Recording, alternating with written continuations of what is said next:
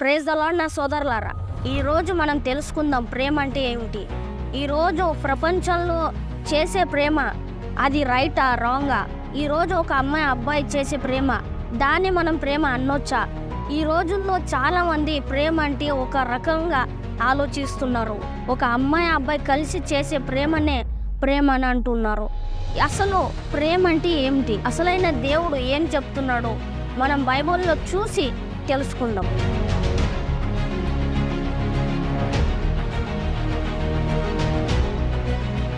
First అంటే దేవుడు మనకి ఏం చెప్తున్నాడో మనం బైబిల్లో వాక్యాన్ని చదివి మనం తెలుసుకుందాం. 2 యోహాను 1:6. ప్రేమ అంటే మనం దేవుని ఆజ్ఞలకు లోబడి జీవించడమే. మొదటి నుండి మీరు వింటున్నట్లుగా మీరందరూ ప్రేమలో జీవించాలి అనేది ఆయన ఇచ్చిన ఆజ్ఞ. దేవుడు మనకి స్పష్టంగా చెప్తున్నాడు. దేవుని వాక్యంలో మనం నడుస్తూ ప్రభు యేసుక్రీస్తుపై నమ్మకం పెట్టుకొని ముందుకు సాగాలి. ఎందుకంటే ఆయననే మనల్ని, మన ఆత్మని కాపాడిండు. ఎందుకంటే మనం పాపిలో ఉండగానే ఆయన మనల్ని క్షమించి ఆయనపై మన పాపాన్ని మోసి ఆయన మన కొరకు ప్రాణం ఇచ్చి ఆయన తిరిగి లేచాడు 3వ రోజు. మరి ఈ మాట మనం అర్థం చేసుకోకుండా ఈరోజు చాలామంది ఏదేదో ఒక అమ్మాయితో ఊహించి ఒక అబ్బాయితో ఊహించి దానే ప్రేమని మనం పట్టుకొని సాగించితే ఇది దేవునికి విరోధంగా మనం నడుస్తున్నామని ఒక పాయింట్. ఈరోజు ఇంత స్వతంత్రంగా అందరూ వాళ్ళకి నచ్చినట్టు చేస్తున్నారంటే దీనికి కారణం దేవుడు కాదు, దీనికి కారణమైన శైతాను. నేను శైతాన్ గురించి ఆల్రెడీ ఒక వీడియో వేశాను.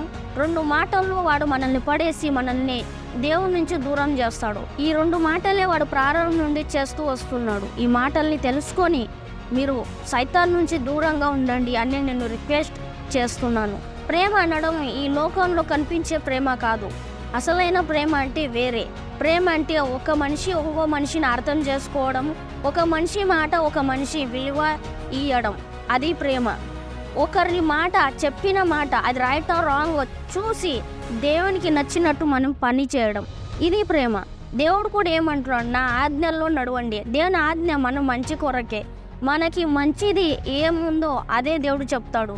కానీ మనం దేవుని వాక్యాన్ని వినకుండా మనకు నచ్చినట్టు మనం చేస్తూ మనకు ప్రేమ అంటే ఏమిటి తెలియకుండానే అబద్ధమైన ప్రేమలో పడుతున్నారు. ఇది తెలుసుకోండి నా సోదరాని. ఈరోజు ఈ వీడియో చేశాను. ఈ మాట మీకు అర్థమై ఉంటే దేవుడు మీకు చాలా ఆశించును గాక. మీకు నెక్స్ట్ వీడియోలో కలుస్తాను. అంతవరకు వందనాలు.